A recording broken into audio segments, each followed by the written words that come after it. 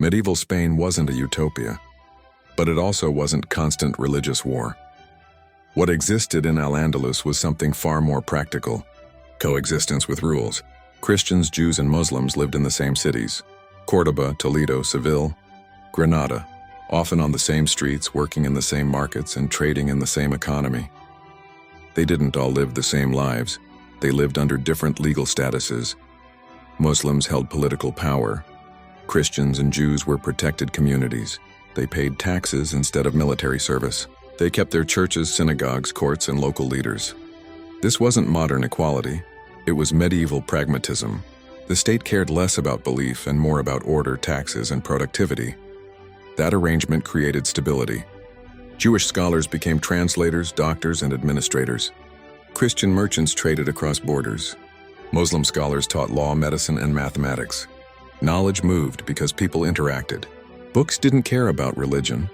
Math didn't belong to one faith. Medicine worked regardless of belief. This mixing is why Al-Andalus was so productive.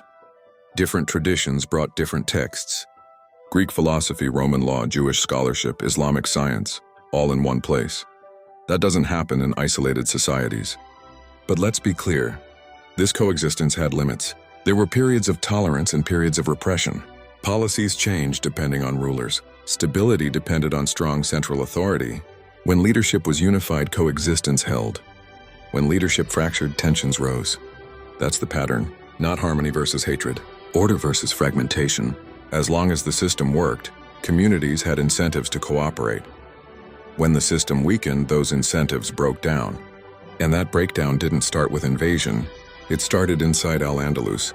Rival courts, competing leaders, fragmented authority. The same diversity that once fueled success became harder to manage without unity at the top. Which brings us to the turning point. In the next episode, we'll look at how knowledge began moving north, out of Spain and into Christian Europe. Just as Al-Andalus started to divide, that transfer would change Europe forever. If you enjoyed this trip down the rabbit hole, don't forget to like, share, and subscribe to Smart History for Dumb Times.